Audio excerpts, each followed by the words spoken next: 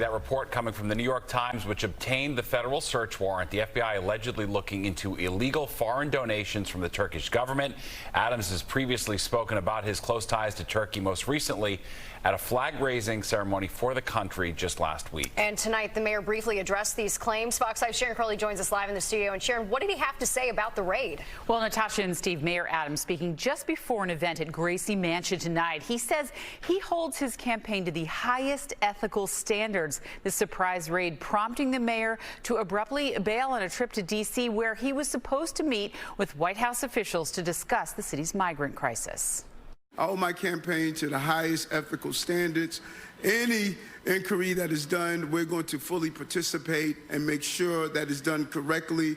I have not been contacted by anyone from any law enforcement agency, and that's why I came back from D.C. to be here, to be on the ground and look at this inquiry as it was made. Mayor Eric Adams says he will cooperate with any investigation into his campaign fundraising if he's asked to do so by law enforcement, which so far has not happened. His remarks coming just hours after federal agents raided the Crown Heights, Brooklyn home of his top fundraiser, 25-year-old Brianna Suggs. Suggs seen here in a picture posted to her LinkedIn page. The surprise search prompting Mayor Adams to abruptly return from a planned trip to Washington, D.C. to talk with White House officials about New York City's migrant crisis. Katie Cherkasky is a former federal prosecutor.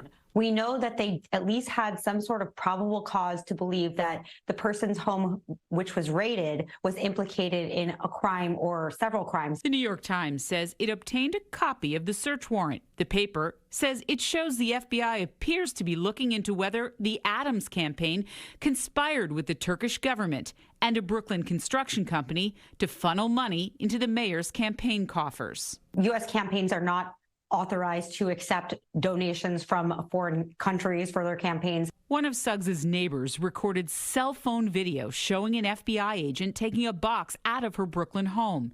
Suggs has worked for Adams since 2017, starting as a teenager when he was the Brooklyn borough president.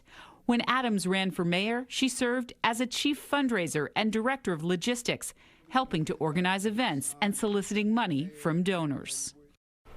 Well, this raid comes several months after the Manhattan DA indicted 6 people on charges that they diverted tens of thousands of dollars to the Adams campaign.